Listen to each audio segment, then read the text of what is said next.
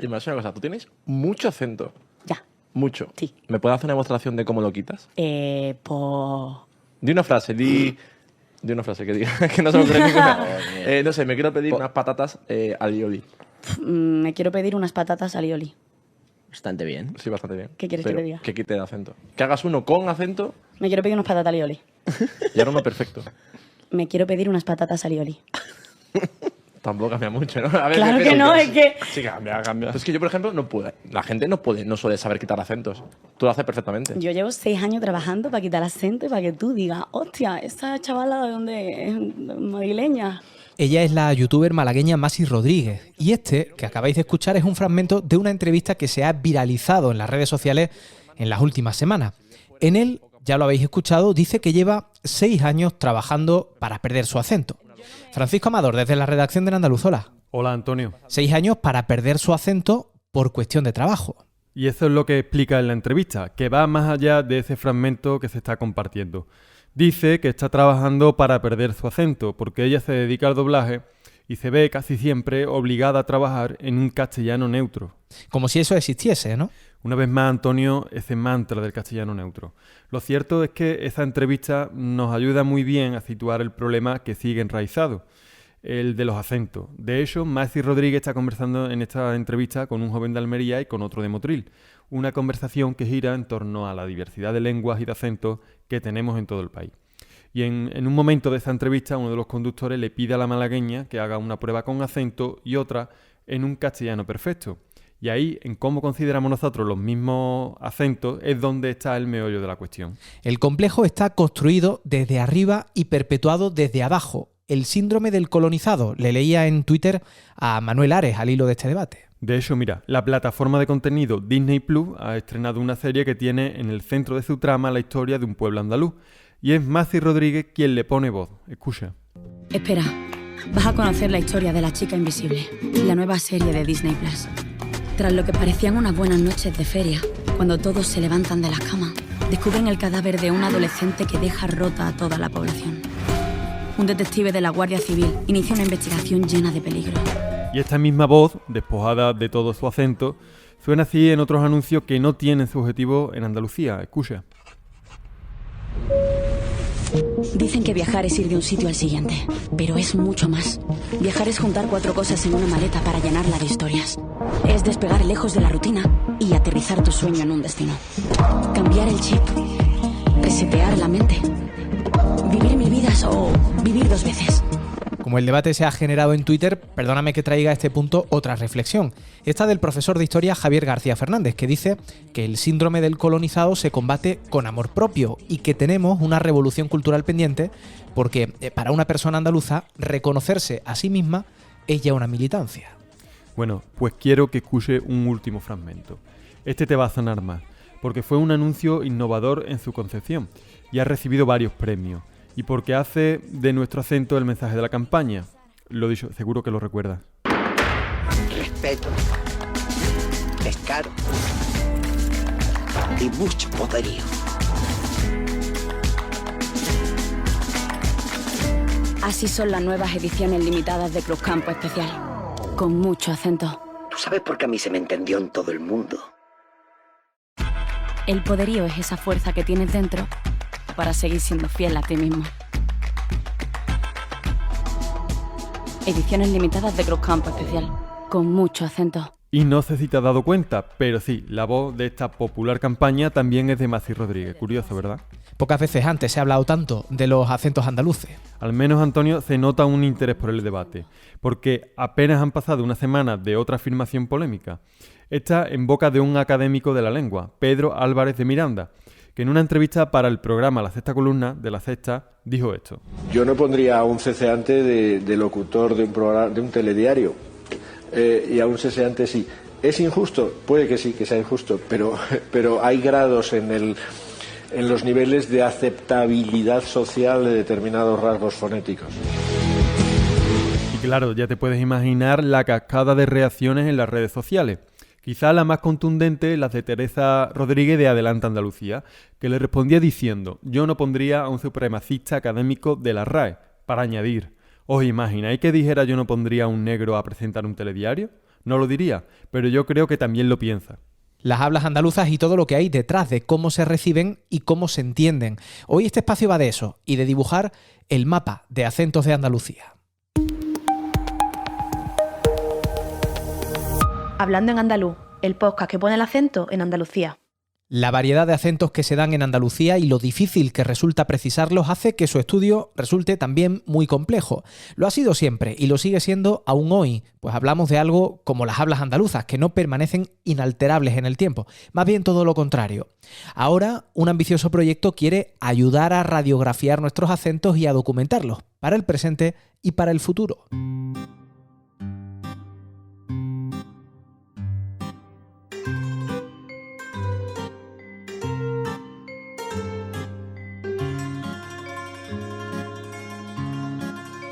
Fran, sigues aquí conmigo porque tienes todas las claves de esta iniciativa.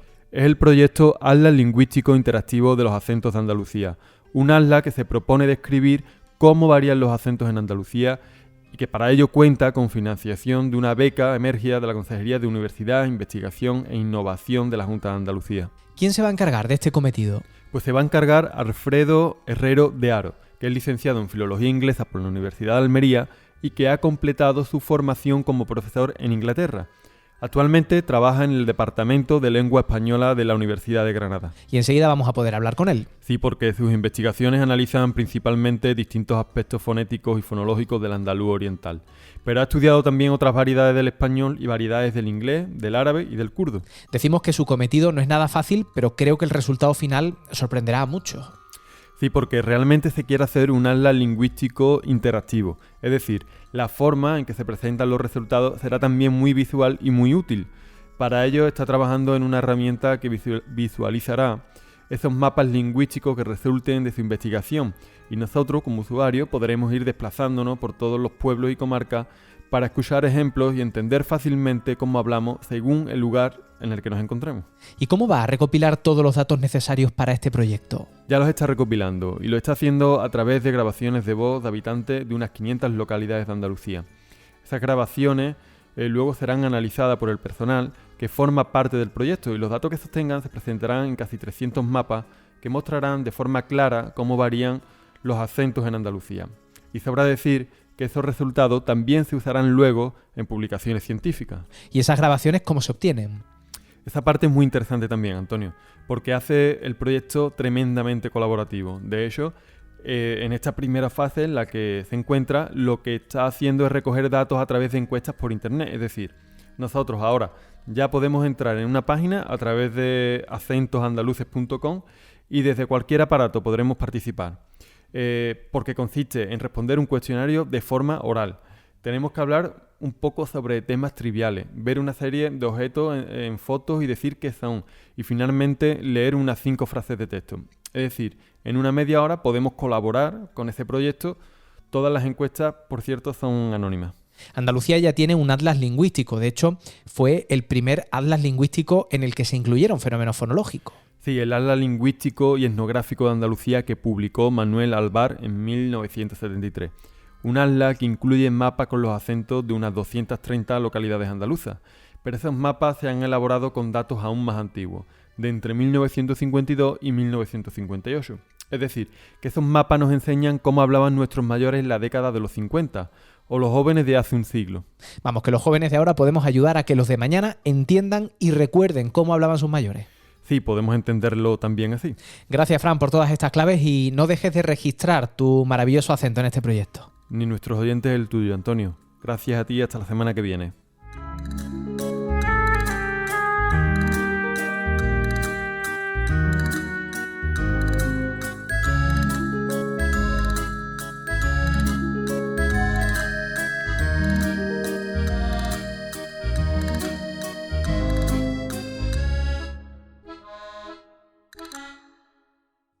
Las nuevas tecnologías son hoy las mejores aliadas para un proyecto de esta magnitud. Registrar y conservar para la posteridad cómo hablamos según desde donde lo hagamos. Y sirven también para democratizar un estudio que cuanta más participación alcance, mejor fotografía hará de cómo somos.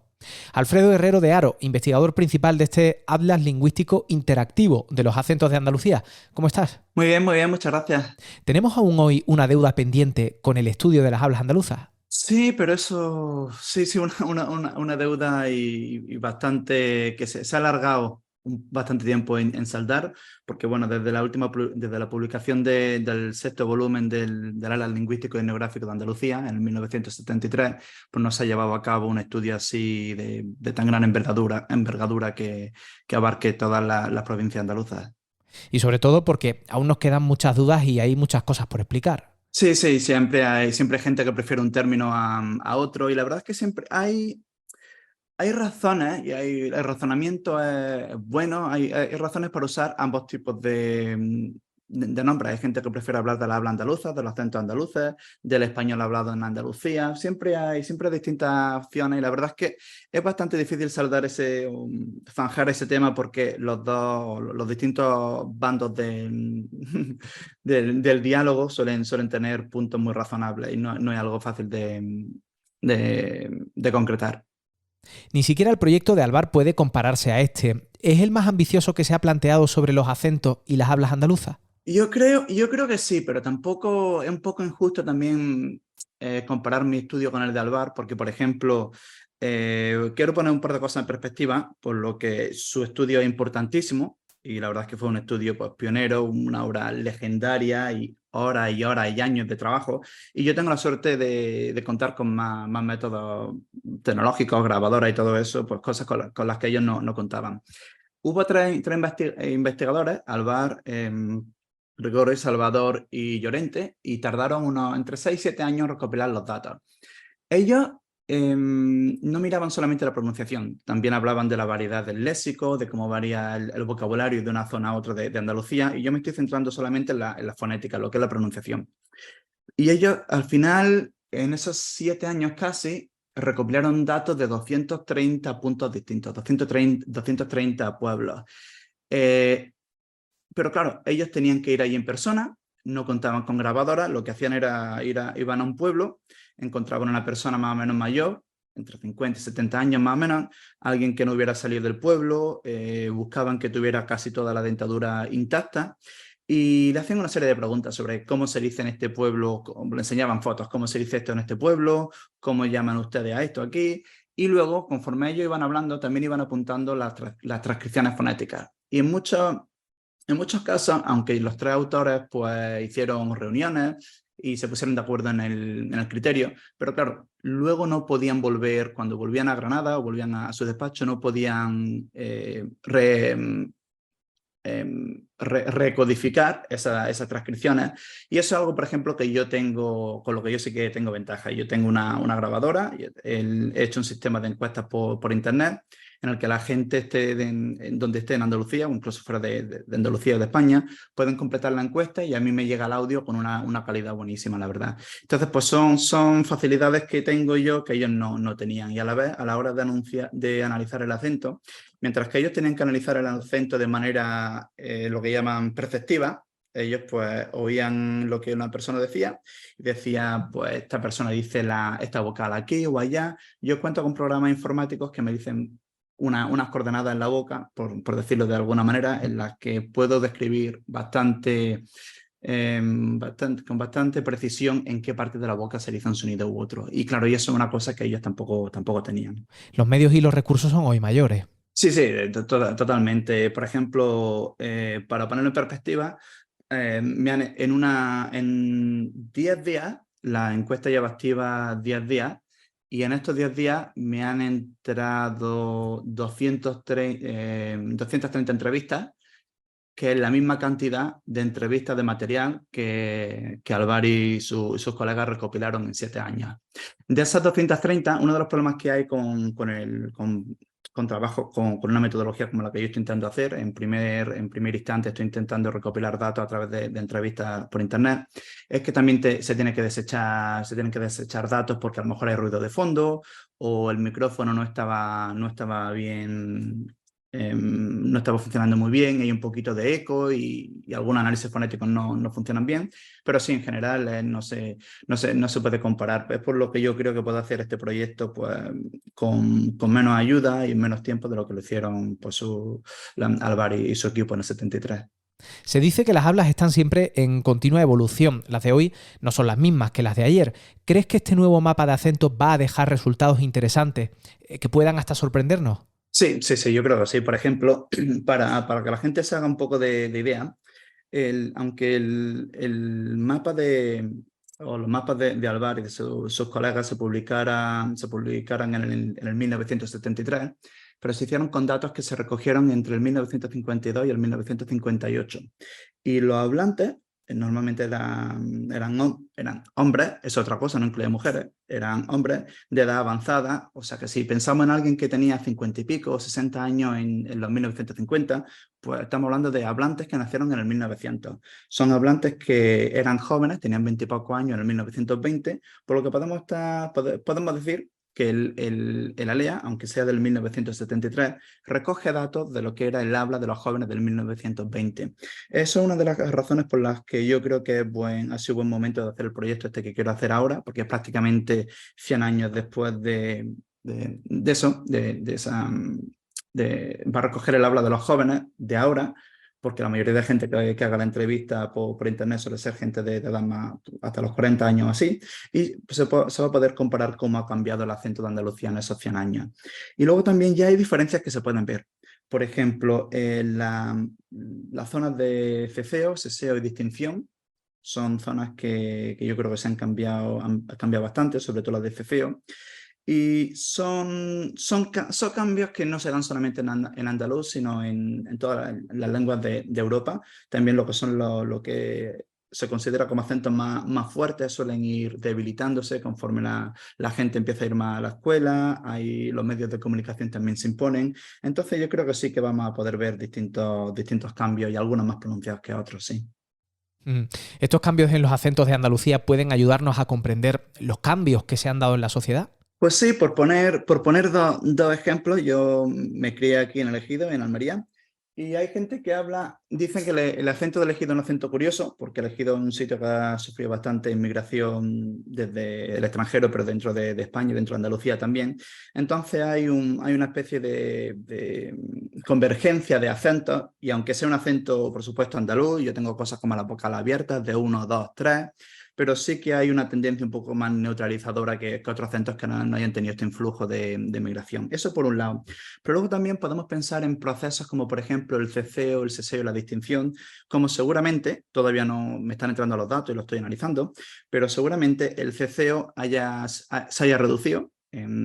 Ahora se dé el ceceo en una zona menor, la que se daba antes, cuando yo creo que el seseo no ha cambiado tanto como lo que ha cambiado el ceceo.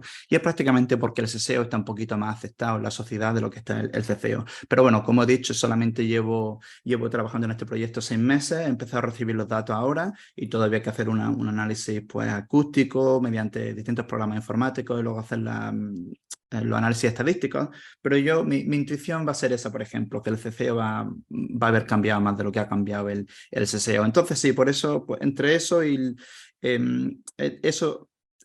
eso y luego también las aspiraciones, por ejemplo, un cambio que hay de TS, como se suele decir en Málaga, en fiesta, una T un poquito más africada, esas son cosas que están de moda, entonces también creo que este mapa va a poder ilustrar qué efectos están mejor recibidos y mejor percibidos por los hablantes. Quiero preguntarte por nuestra propia consideración sobre nuestros acentos. ¿Perpetuamos nosotros mismos ese complejo de que nuestro acento es menos válido que otros? Sí, eso siempre pasa, pero no solamente en el andaluz, sino en otras lenguas del mundo, en otros acentos del mundo. También hay rasgos, por ejemplo, de algunas partes de Inglaterra, que tampoco están muy bien consideradas en cuanto a la estructura sociolingüística del inglés del Reino Unido. Entonces, sí sé que hay rasgos, algunos los cambiamos de manera más consciente que otros. Por ejemplo, está lo típico que seguramente cuando muchos de nosotros hablemos con un teleoperador o teleoperadora de Madrid o de cualquier otro sitio, cuando llamemos para Telefónica o lo que sea, seguramente sin darnos cuenta estaremos neutralizando un poquito el acento, empezaremos a pronunciar las consonantes un poquito más al final, empezaremos a evitar cosas como decir 2, 3, cambiarlo a 2, 3. Sí, esos son cambios que damos. A veces podemos decir que es para que la otra persona nos entienda mejor, pero también hay veces que lo hacemos por marcar un poquito nuestro acento, sí. ¿Crees que hay un mayor interés ahora por conocer y poner en su lugar la enorme variedad de acentos que se escuchan en Andalucía? Hay más interés de lo que había antes. Por ejemplo, yo creo que ahora los medios de comunicación no suenan todavía como naturales andaluces, pero yo creo que la gente, habiendo vivido en el extranjero y ahora habiendo vuelto a España después de 20 años, yo creo que la gente, por ejemplo, en el Canal Sur, suena más andaluza ahora de lo que sonaba hace 20 años, cuando yo me fui en el 2003 o así. Hay más aceptación. La gente con acentos más fuertes puede, yo creo que es más probable verlo ahora en la tele de lo que era antes. Y en cuanto a la diversidad, yo creo que también no tenemos un complejo de inferioridad tan fuerte como había antes. Y esto, por ejemplo, yo creo que se manifiesta de distintas maneras. Yo he sido profesor de español en el extranjero y sí que es verdad que antes todos los libros, todos los manuales venían con el típico acento del centro norte de España, y ahora ya va habiendo un poquito de más cambio. Ya se va introduciendo a los estudiantes a los distintos acentos del español. Aquí se habla en el País Vasco, aquí se habla en Andalucía, un acento de Valencia, y es algo que como yo creo que la gente cada vez se va abriendo un poquito más a la variedad. ¿Dirías que este mapa ayudará a prestigiar las hablas andaluzas? Más que prestigiar, yo creo que la gente podrá ver que algunos, o bueno, todos los procesos fonéticos que pasan en el andaluz no ocurren porque seamos vagos, porque queramos acortar palabras, ocurren prácticamente porque las lenguas suelen seguir unos patrones universales, y lo que tenemos en el andaluz es simplemente los mismos patrones o patrones parecidos a los que tenemos en otras lenguas. Y es una cosa que creo que le puede dar a la gente que pensar. Cuando alguien dice, diga, pues que en Sevilla no dicen noche, dicen noche, porque hablan así. Bueno, pues es un proceso fonético que es bastante común en las lenguas. Por ejemplo, pasó en el francés también hace unos siglos, por eso el francés, por ejemplo, ya no tiene el sonido ese de cha, sino de sha. Y otros cambios fonéticos, pues lo típico del andaluz de no pronunciar las consonantes al final de sílaba, pues la tendencia universal de los idiomas de pasar de las sílabas que tienen consonante vocal consonante a consonante vocal. Yo creo que la gente tiene que entender que no queremos ser diferentes, no queremos decir que la lengua o que el acento andaluz es mejor o peor que otros. Simplemente lo que estoy intentando hacer es describir el acento, y lo que sí que creo que puede tener un poquito más de valor, ese aspecto de además de describir el acento o los acentos de Andalucía, quiero poner eso en contacto o en contexto con lo que pasa en otras lenguas del mundo, y ver que una de las cosas que me gusta a mí mucho de los acentos andaluces, que por lo que llevo ya 10 años dedicándome a ellos, es que hay bastantes procesos fonéticos que son curiosos, y aunque algunos sean más comunes, luego tenemos otros que lo son un poquito menos. Por ejemplo, el de alargar las consonantes. Si una persona en vez de decir casco, dice casco, tú suprimes la S, no lo dices, la K se alarga un poco. Ese tipo de geminación también se da en otras lenguas, y de todas las lenguas del mundo que tienen ahora consonantes largas, ese es el proceso más común a través del cual han terminado con consonantes largas. Igualmente hay otros procesos que son mucho más raros. Por ejemplo, en andaluz oriental, en Almería, Granada, Jaén, cuando una persona no dice casa, dice casa, la S final se quita, la A se abre, ya no dice casa, dice casa, pero la primera A también se abre, y es porque, por decirlo hay una cosa que se llama armonía vocálica, en la que las vocales tienen que coordinar entre ellas, con distintos rasgos. Y eso sí es bastante más raro en las lenguas del mundo. Se da, por ejemplo, en el turco, se da, pero no una cosa tan común. Entonces, una de las cosas que yo creo que sí que estaría bien que la gente supiera, que ya no intentamos ser vagos, no intentamos comernos palabras, estamos siguiendo los patrones universales en cuanto a evolución fonética, pero una cosa que sí que es curiosa, y en la que me gustaría hacer hincapié, es que lo curioso del andaluz es que bastante de esos procesos que están ocurriendo al mismo tiempo. Y luego dentro de Andalucía también tenemos dos caminos distintos. El de Andalucía oriental, que suele tirar un poco más lo que son acentos normativos del norte, como decir J en vez de las aspiraciones de J, y luego pues la norma también sevillana. ¿Hasta cuándo podemos participar? Pues el plan inicial es que la encuesta esté abierta hasta junio del 2024. Va a estar abierta un año entero. Y eso porque este proyecto es bastante ambicioso y el plan es estudiar. Él habla de 500 municipios distintos de Andalucía. Y mientras que Álvaro y su equipo, ellos estudiaron un hablante por pueblo, el plan de este proyecto es hacer 500 pueblos y 4 hablantes por pueblo, por localidad, 2 hombres y 2 mujeres. El total serían 2.000 hablantes. Y claro, el problema de estudios como este es que hay que tener también cuidado a la hora de seleccionar las muestras, porque a lo mejor hay gente que es de un sitio, pero se mudó de pequeño a otro sitio, o a los 15 años se fueron a Sevilla y llevan 20 o 30 años fuera de su pueblo. Entonces hay que ser un poquito selectivo con algunos de los datos que entran. Por lo que al principio, aunque ya recibió bastantes entradas, 230 entrevistas por ahora, pero yo creo que van a hacer falta unas 4.000 o así para que al final podamos terminar con las 2.000 que necesitamos. Entonces, el plan es, en una primera fase, está la encuesta por internet, que la gente puede completar hasta junio del 2024, tienen un año entero. En la segunda fase va a ser una serie de encuestas similares, pero esas van a ser mediante anuncios en plataformas como Twitter y Facebook, en las que a lo mejor el equipo diga, bueno, pues no hacen falta hombres mayores de 40 años en estos códigos postales, o tenemos pocos datos de esta parte de Cádiz, y eso van a ser anuncios a través de plataformas digitales. Y luego la tercera fase, hay también dinero en el proyecto para enviar a distintos asistentes, distintos técnicos de investigación, para que también ayuden a recoger datos en persona. Porque una de las cosas que pasa con este tipo de atlas, con este tipo de metodología, es que la gente suele ser pues, de clase sociocultural así media alta, suelen tener estudios universitarios, suelen ser más jóvenes. Por ahora la edad media de la participación que me han entrado por ahora la edad media es 33 años y poco, por lo que también sería conveniente pues, que hiciera la encuesta por gente un poquito mayor y gente más joven y gente de distintos entornos, por lo que yo creo que también, aunque tenga esta encuesta en línea, pero sí que va a ser necesario que la gente vaya con las grabadoras a distintos pueblos. Y una de las cosas que quiero decir también es que el que quiera colaborar, plan minilingüista o lingüista de fin de semana, también lo puede hacer, porque como está todo por internet, una persona puede decir, bueno, pues mi abuela es de este pueblo, es un pueblo que ya tiene muy pocos habitantes, tú puedes ir a ver a tu abuela, tú vas con el teléfono, pincha en el link de la encuesta y no tienes que hacer nada, solamente puedes guiar a tu abuela durante la entrevista, que la estás haciendo por teléfono, y no tienes que mandar nada, ni dar ningún tipo de datos, ni nada. O sea que si alguien quiere colaborar de esa manera, pues también es algo que podría hacer. Alfredo Herrero de Haro, investigador principal del Atlas Lingüístico Interactivo de los Acentos de Andalucía. Gracias. Muchas gracias a vosotros. Hablando de Andalucía y haciendo periodismo en andaluz. Hazte socio, hazte socia, para que Andalucía cuente, en andaluz.es. Hoy queríamos hablar de cómo hablamos, de cómo son nuestros acentos y de lo que se está haciendo para preservarlos y para ponerlos en valor.